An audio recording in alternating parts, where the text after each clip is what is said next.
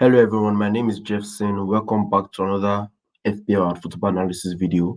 In this video, I'm going to be discussing my Game Week 8 team selection, sharing with you some Game Week 8 tips as well as my transfer plans. And yeah, let's get on with the video. Okay, before we start, I would like to um discuss the international break. FPL is back, football is back, the Premier League and the other European leagues are back as well. However, during the international break, during the match against England and Greece, I saw this match. I saw the lineup: Bellingham, Foden, Saka, and Palmer all in the same lineup, and I was wondering what setup or formation the interim coach Lee Carsley was using, and around the 78-minute mark, while the game was still 1-0 to Greece, I posted this on X. I said, you can have a superb team with all the stars in the world at your disposal, but if you don't have a superb coach, your team is useless.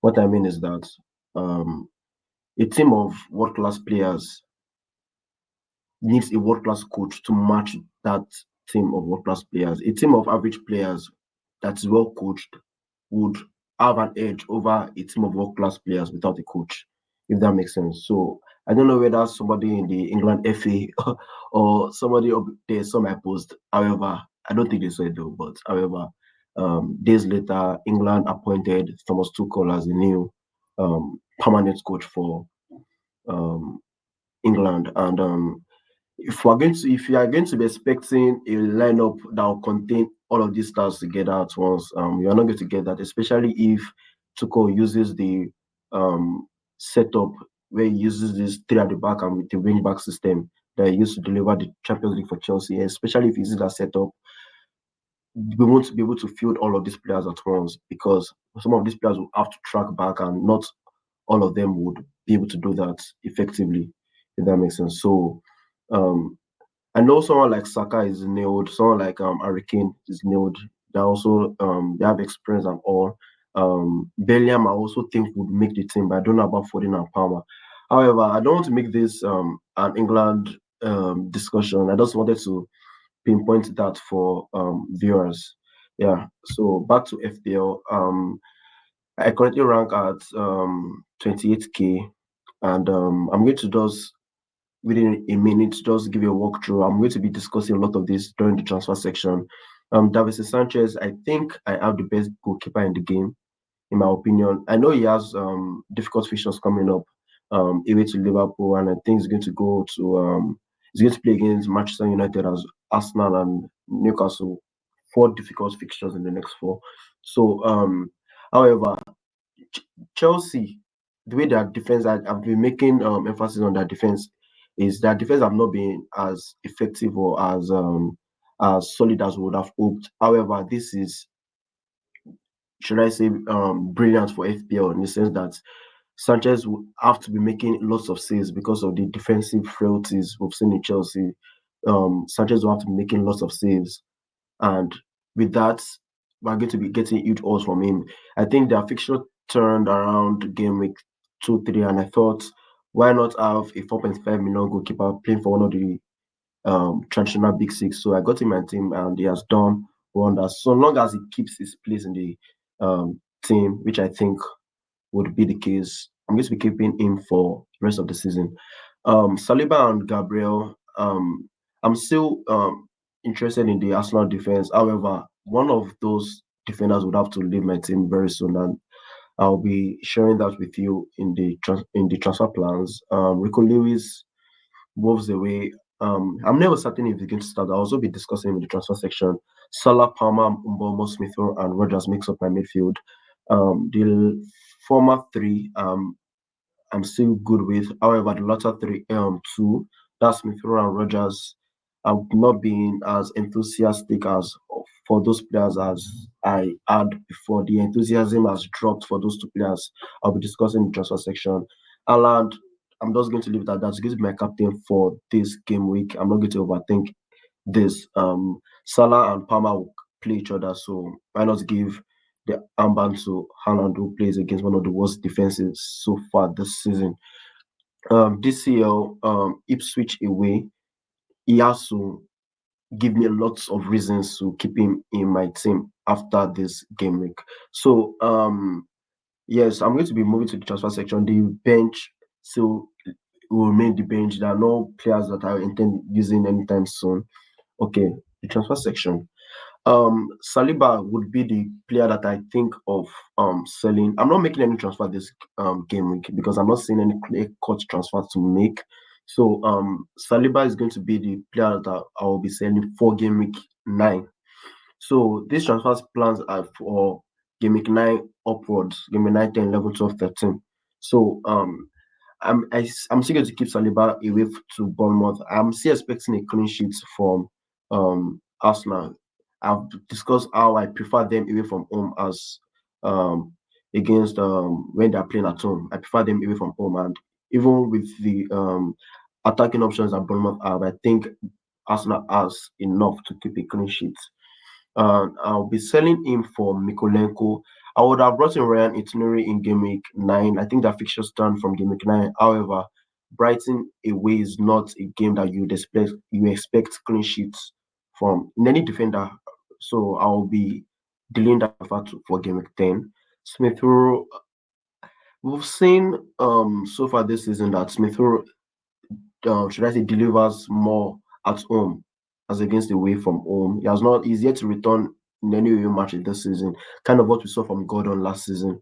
So I still need more from him, and if I eventually sell him, the midfielder I'll be buying would be Brennan Johnson. However, I'm not high on Johnson as other should I say, FPL managers are, because I'm not sure of his long term prospect. I don't know how to play when Son would be back in the fold. I don't know how the lineup is going to be like. I know Son, Solanke, and Johnson would still be the front three. However, what we saw in the game against Brighton was that Solanke was dropping deep. Solanke was dropping deep. So um, this would allow Johnson and Renner to come in. This will allow Justin and Vela to come in and play as kind of inverted wingers.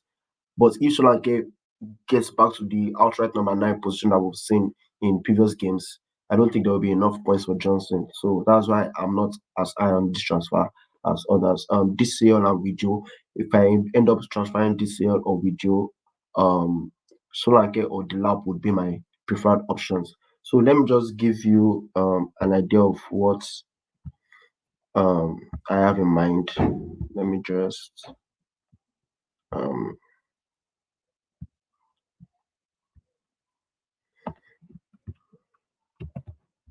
okay. Um this is how my team looks like for game week 8. No transfers made. When we come to game week 9, I'll have two transfers. So I'm going to take Saliba out for Mikolenko. Now this is where the dilemma comes in.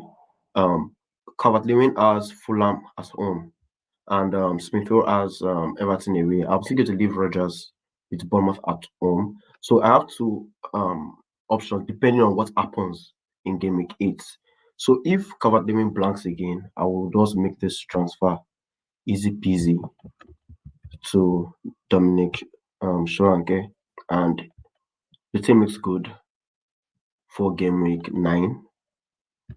Come game week 10, Rico Lewis would have to leave the team by this time, and Nori comes for his brilliant run of games from game week 10. As you can see, Crystal Palace at home, Southampton at home, Fulham away, Bournemouth at home, Everton away, West Ham away, Ipswich at home, and Leicester away. Brilliant set of fixtures, and I expect some clean sheets in that run as well. So I'm going to be leaving this team like this, and come game week 11, this is how the team looks. Now, this game week 11 is kind of suboptimal because we have Smith Rowe away to Palace and Rodgers away to Liverpool. This could easily be two blanks from those two spots. So the team is kind of optimal. And I know you cannot have optimal in every game week, but that is something to think about. And game week 12, the team looks good again. Now that is one transfer plan I could use. Now the second option if I reset, so forgive me, I should have said this earlier on. This is FPL.team where you can create transfer plans for upcoming games. FPL.team, it is completely free, so you can use it and make some future transfer plans, which makes FPL interesting. So Gameweek 9, if I don't bring in, let's say, Cavani delivers and Smith Rowe blanks or something like that, um, I would sell with Joe this dead spot for Liam Delap and Saliba for Mikolenko. Now I can rotate Liam Delap with Smith Rowe, which makes the team look good for Game Week 9. Come Game Week 10, these are the team looks. I can bring Smith Rowe back into the fold, and team looks good again for Game Week 10. I'll say how to sell Rico Lewis for itinerary because I'm not seeing when you look at why I'm certainly going to make this transfer is that when you look at Rico Lewis set of fixtures for Game Week 10, Bournemouth away, Brighton away, Spurs at home, Liverpool away, Forest at home. I'm not expecting any clean sheets in any of those games, and there could be some benchings as well because we've seen that Pep prefers Walker in the more difficult games, and these are difficult games. So I'm not expecting him to play all of these games. So that's why I'm going to sell him for itinerary in game week 10. So the team looks good. Come game week 11, Rogers is benched for game week 11, and the team kind of still looks good for game week 11. And yeah, this is a suboptimal game. I'm not expecting a lot of points, but there's nothing I can do about it because I still prefer the game, the fixtures coming after that for my team. And Rogers will come back in for Liam Delap in game week 12. And when I get to game week 13, this is where I want to make the big transfer. So I have a plan of getting to 4 premium assets by game week 13. So Aland would leave my team for Oli Watkins. Why I think of making this transfer is because of the fixtures for Aland. Not like he cannot deliver in this fixtures, but which would you prefer? Haaland plus Smith Rowe or maybe Watkins? Let me make the transfer here. Watkins plus Saka. Now, a third transfer would come up as well by bringing Danny Welbeck. Even if João Pedro is fit around this period, I'll still be bringing Welbeck so long as Welbeck is also fit because we've seen that Osla has a clear-cut number 9, or should I say a standout number 9 that he uses for his team game after game, who is Danny Welbeck. And even if João Pedro comes back into the fold, I think he's going to play in midfield, and we don't want a striker playing in midfield for us in FPL. So when you look at Welbeck's fixtures from game of 13, Southampton at home, Fulham away, Leicester away, Palace at home, West Ham away, Brentford at home. 2 difficult fixtures in 19 and 20, Aston Villa away, Arsenal at home. But after that, it still comes out to Ipswich away, Man U away, Everton at home. Brilliant sets of fixtures. I could easily keep him for the rest of the season so long as he keeps fit. So this is my rough plan for game week 8 to 13. So that's why he said you can. Let me just bring this back. You can just start planning and prepare for the type of team you like to see from game week 12 and 13. So coming to the game week 8 tips, first you have to think of game week 12, 13 team structure, like I mentioned earlier, because of the huge fixture swings for Arsenal, Wolves, Brighton, West Ham, Liverpool, Villa, and Chelsea. All these teams that I've mentioned here, they have brilliant sets of fixtures, especially for Arsenal and Chelsea. Especially those two, the fixtures are incredible, and you have to decide because each transfer that you make from game week 8 up to this period, 12-13, will determine the type of team you end up seeing in game week 12-13. So each transfer from now is important. So for the premiums, I think Alan is a must have for the next 4. Haaland has Wolves away, Southampton at home, I think, and he also has Brighton and Bournemouth. Four brilliant sets of fixtures. Can easily see two hat tricks in those four. I'm not saying we do this, but we cannot put anything past Haaland. So for the premiums, I know some managers would have been having a bit of, should I say, conundrum for what premium assets they should use and how they should, because we cannot have all our premium assets together at the same time. So I want to imagine that everyone has Aland. I think Palmer is a must have as well. If you don't have Palmer, you can delay the transfer, but if you can easily get to Palmer without taking a hit, I fancy Palmer as well. So Haaland, Palmer, and Saka, that's kind of the um templates that we have so far in the FPL, should I say, community. For me, I have Alan Palmer and Salah, and I don't intend to make the switch for Saka. So, what I mean is that whatever premium you have, just keep that premium asset or those premium assets, because it can easily come back to bite you when you sell a premium and you bring another one. Player that is sold could end up being the one who delivers. So Man U defense is better than their attack.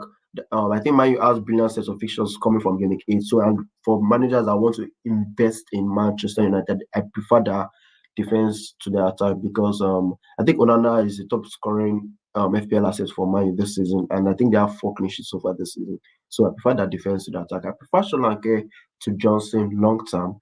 And I know Johnson is in form right now. So for the short term, Johnson could be better. But I don't know for a long term prospect, I don't think he can sustain this one goal per game run in the longer period. I think whatever structure you arrive at, cheap forwards are important for your team structure. If you ain't get to the FPL page, if you get to the total points for forwards, you will see Allard at about 67. The next person you will see probably Jackson and Watkins, Havertz, and maybe Welbeck. These players are around the same points so far this season. So Watkins, Welbeck, as well as Chris Wood and Havertz, they are about the same points. So which means there is more value in these cheap forwards than the medium price forwards. So I think what you just need to do is to arrive at the particular chip forward that is going to deliver. I think Chris Wood, Delap, and Welbeck have been brilliant so far this season. If I brought in Chris Wood instead of DCL, I think I would have been higher up in the ranks. But I think chip forwards are important. Gabriel is the top value premium defender to have this season. We see how he is important with his threat in the box for set pieces. I think Trent is not offering enough value. Yes, he has the most points tally for defenders this season, but I think you would expect more for his price point because we need those assists, those attacking returns to come in regularly for Trent, which we are not seeing yet. So I think Gabriel is still the top value premium defender.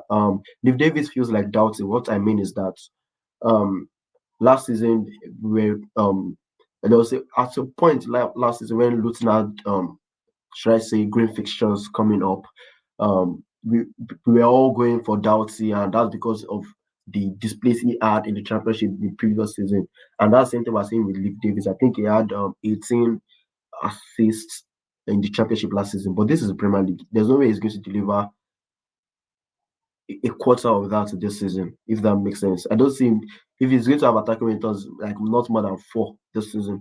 So yes, green fixtures are good, but you need the best players to match those green fixtures. And I don't think Luke Davis is the asset. I think Greaves is fine at 4.0 or 4.1, whatever the price is at this moment. I wouldn't buy Rico Lewis. It's a transfer out waiting to happen. Um, I showed you those fixtures for Rico Lewis, and if you see those fixtures very well, I think he has two good fixtures left. That's Wolves and Southampton. And that's if he plays those two games. And if he doesn't play those two games, tougher fixtures coming up. I don't think if you have him, you can hold him. But I'm thinking of selling him rather than buying him. That's the point I'm trying to make. So for my game 8 predictions, Spurs 3-1 to West Ham. This is the first game, 12:30 kickoff after the international break. There's no, should I say, synergy yet. Teams are just coming back from their respective countries. So, however, I still expect Spurs to put West Ham to the sword because of their attacking threat, and West Ham have not been impressive away from home this season. I still back West Ham to score a goal at the Tottenham Hotspur Stadium, but Spurs would have too much for West Ham to handle, and I think West Ham has conceded a lot of goals down the middle, and Sholanke could be up for the points. Newcastle Brighton 2-1. Brighton doesn't travel well to Newcastle, and I've made mention of how Newcastle is always impressive at the St. James's Park, and I think Isak is back as well. If he plays, this will be a 2-1 victory for Newcastle. Man U Brentford 2-1. I think this match depends on the Man U that we see. If it is the Man U that played against Spurs, if it's the Man U that plays against Spurs that we see against Brentford, the result could go the other way. But Man U at Old Trafford, Ten Hag's job is on the line, and I think they would also have to put a performance feel for their fans. Ipswich Everton, this could be a draw easily. Ipswich is not an easy team to face at their home. If you are not a top side, is not they're not an easy team to face. So this could easily be 1-1 draw. If it was Everton at home, I would give Everton a 1-0 win. Fulham Villa, this is a should I say Villa? I say Villa. Like David Villa. So Fulham Villa, this is a difficult game to call, but I'll just give it a 2-2 draw. Villa has been having the edge over Fulham in recent games, but I think Fulham have also been impressive this season. I love the performance that they put through to against City in the previous game. So I just think this could be a 2-2 draw. Leicester 2-1 to Southampton. Southampton could easily lose all their games from now to the end of the season. Oh my, they could easily lose all their games because of the build-up phase that keep on saying every game. They don't want to change their approach in during that build-up phase. And Leicester with Jamie Vardy could they press high when they go away from home, and I think Southampton will just continue having errors leading to goals, and Leicester just has enough to have one over them. Bournemouth, I'm seeing a clean sheet. I don't know. I'm not putting it past Bournemouth. They could score. They could score a goal, but I don't. I just prefer Arsenal away from home, and clean sheet is up for grabs for Arsenal. This could be a 2-0, a 3-0 win. I get that 2-0 because of the international break. There's no, should I say, rhythm yet. So Wolves 1, City 4. This could be 4-1 or 5-1. Wolves as the one of the worst. They've been one of the worst defenses so far this season. I think that defensive data is not as bad as it seems, but they considered 6 to Chelsea, considered 5 to Brentford. They could concede more to City, but I still back them to score one goal because City does not know how to keep clean sheets. Liverpool, Chelsea, Kukurea is not going to be at the game. I think same with Fofana, and those two goals could easily come from Mo Salah, but I'll say back Chelsea to score a goal. Forest 1, Palace 0. This could be a Chris Wood goal again, and Palace have not been impressive so far this season. They've not kicked up gear so far this season, and I think that's because of the huge sales that they make in this summer. So, but I always back Forest at home, and that will be all from me for Game Week 8 this for this weekend. Enjoy the games, enjoy FPL as well. Football is back, Premier League is back. Let's get on with it. If you like this content, once again, I would like you to give the video a like, subscribe, and I'll see you all soon.